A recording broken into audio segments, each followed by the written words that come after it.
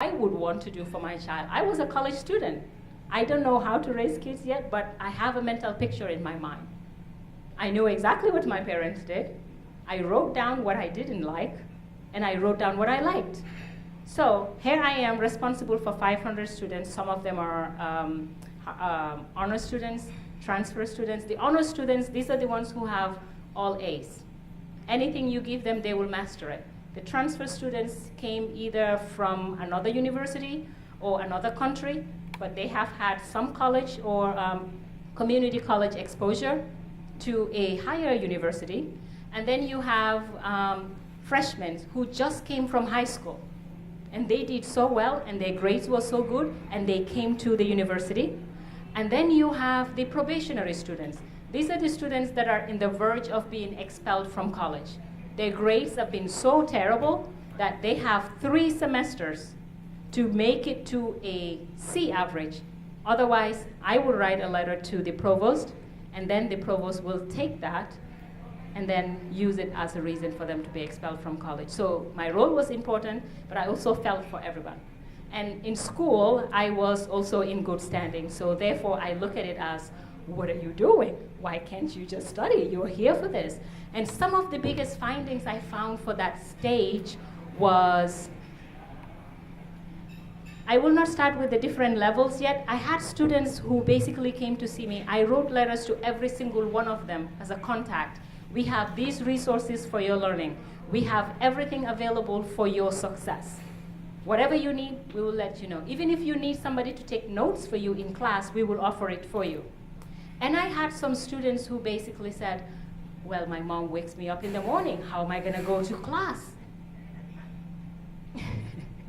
And then you have another person says, well, when I put my clothes out, I put it in the hamper. And then in a few days, it shows up. And I have left my clothes in the hamper for a week, and it's still dirty. These are real life stories. And then you have another one who does not have any motivation to go to class because the parents gave them a BMW, a 3 Series, and $40,000 to stay in school and have a C average.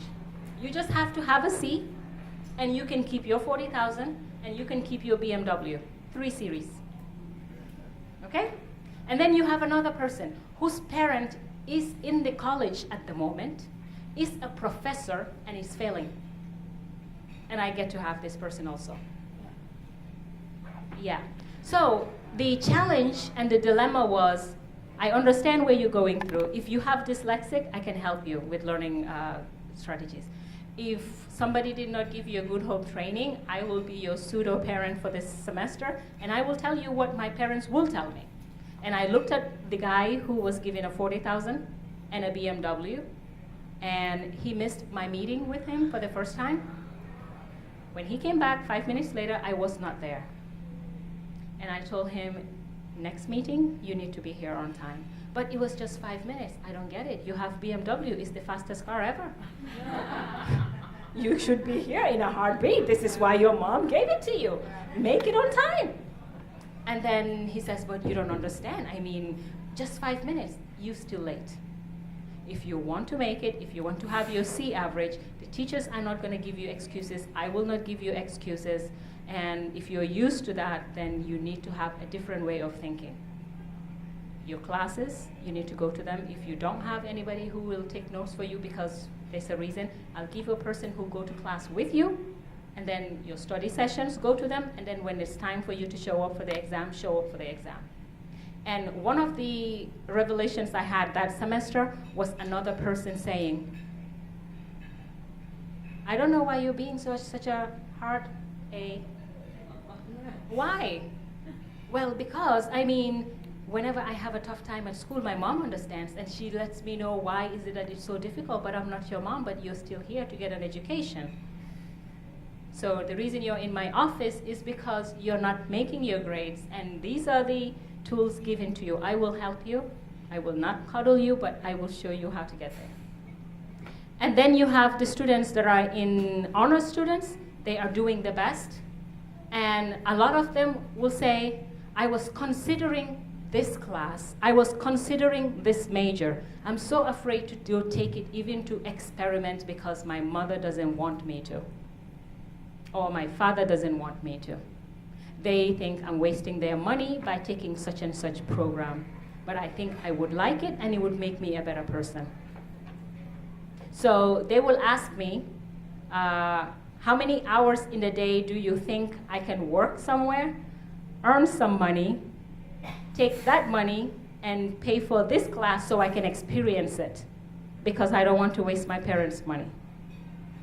And then you have other people who are saying, I want every study guide that you have, I want every program that you have, and I'm gonna even take the study buddies, but you already have straight A's. What do you? No, but it's not enough. I need to keep doing more.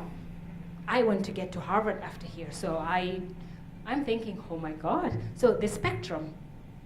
And then you have some people who never make it to the sessions that I planned with them because they were out partying with their friends. They could not make it. Oh, I put on my alarm clock, but my roommate got to the alarm clock first, turned it off, and I never got to see it. I don't know. I wanted to go to my study session, but I really did not have time because two of these people were going to the mall, and we were buying this. It was a sale, and how can I miss the sale? It was like, buy two, get one free. Come on, you would go. You see those different ones? So at these different stages, this is exactly what I was experiencing with college. So if you have a mindset of, I want to send my child to college, in the day, what you do to prepare them is important. When they get to college, how they are going to mingle with their students, with their friends, it's important. How to choose which program. A lot of them came with a program that was already pre-made by their parents. This is what you're studying. So as an advisor, when I'm talking to them, their ears are shut off to everything else that you tell them. They will take the general ed and they will hurry off to the next one. Exploring, and then towards the end of the school year, they will then tell me, I want to do this. Okay, so experience that. And then we go to the junior and senior schools. We have people who, they don't understand the importance of finishing their homework. If I don't do it, I will go home and somebody will do it for me. I had a kid who says, but my mom likes to do it. She even uses her left hand to write my name to make it seem like it's me. Just told me, flat out. I did not do my presentation for my science stuff because my dad wants me to go to MIT, so therefore he is doing all this stuff he's doing with his work to impress my teachers. So the father is doing the science work to make the grades higher so they would look attractive for science fair. And then therefore planning their way to MIT. And then you have another time when you meet a parent at a parent-teacher conference.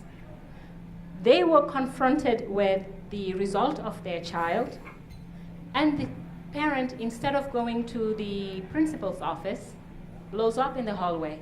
Oh my God, are you telling me that they're not normal? So no Harvard for them? Are you kidding me? In the hallway. So he's not going to Harvard. Is that what you're telling me? Instead of focusing on what is happening today. This is my child's issue today. The teacher is not making titles or calling your child names, but it's saying, for right now, it's not able to focus in class, it's not doing their work, and it's not getting this problem. Solve this problem, you solve this stage, and then you get to the next stage. Okay? So the expectations we have sometimes comes across to what we're telling our children, how we help them. It is very easy to take your child and do the homework and then show them how to do it because you have to get to this, you have to get to that. There's so many things calling you. Oh, let me just do it right now. It is very frustrating to teach your child to tie their shoes, to teach them a new skill. Something that I try. I am the person who just wants to show you things. I'm the person who wants to help you with this process, but something my children taught me, even though most people who know me know that I'm impatient at times, They taught me patience. So whenever I'm teaching them something that I can see in their eyes they're frustrated, I just tell them, look at me while I'm talking to you. Focus, calm down. And then once I have them to calm down, I know exactly what they're going to do. I turn my back. And I say, listen to me. No, I've tried it and it has worked in so many things. I turn my back on them and I say, just listen to my voice, calm down. If it's shoe tying, and I give them instructions one by one by not looking. And I said, when you are not doing the step properly, just say, Mom, turn around. But if you're following, just do it. And wherever you stop, just say turn around. And for everything that I teach them that I know, I have the tendency to jump in, okay, just give it to me. I'm gonna turn my back, I'm gonna give you instructions. Just listen to what I'm saying and follow it. And then when you're ready, let's see your face. The face, one of the innate feelings we have as human beings is the ability to showcase your talent. The ha-ha, eureka, I did it. The place they go to when it's difficult, it's tough, it's challenging, it's dark, you don't want to go there. It's the same as when you're facing a difficult moment in your life, you don't even want to face the reality. You look in the mirror, you know you have to talk to your father about something, your husband, your sister. You don't want to say it because you don't know what it looks, you know what it looks like, but you don't want to go there. If you have gone through that dips of this is difficult, and then you focus, you listen to what you have to do. It's like you're listening to your inner voice. You get guided from that point, and then you have, climb the mountain. That feeling when the child has it, even when they're doing algebra, it's difficult right now, take them back to the basic of the formula. It took me 3 years to get math, basic math. My parents were worried, my teachers were worried. They even said, oh, we don't think she's gonna make GCE. I heard this. In my mind, it's like something was telling me, oh, look at the adults, they're so frustrated. And I was excited. My teacher came to my living room talking about all of these things. Something was peaceful in me. I did not get math, and I could not care a lick. No, I could not care a lick, because all the other subjects, I was so good at it. I did not know how, but I knew I would get it. I just didn't know when. But when I got it, I got it. I can look at formula now, and I can take it back to its smallest denomination, because that time, the only place I could go to when I even did not know how to solve a math problem was to the basics. And once you get the basics, you get anything, and that takes you back to that place.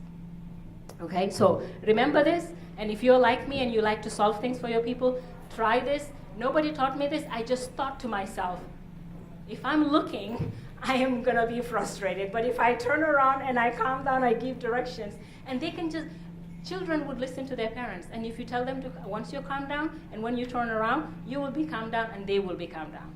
This is just something I'm trying, and hopefully it can help. Yeah. And then the lessons learned from our parents, what I wanted to share with you is, and the executives. When I met these executives, I met them very recently. These are high-powered people. They're building their companies, and they have strategies, and they have visions and objectives for their team members. So when you met them past the junior stage. They already went through those, past the college stage of, oh gosh, 40,000, and I just need to have a C average. Or I have to study everything. I have to be good. And then they make these companies, they build these companies. And I found out the people that were in this stage that build these companies, some of them were C students in college. Somebody told them they were not gonna make it. I am still in the group of people that I'm finding that was a honor student that admitted. Many of them tell me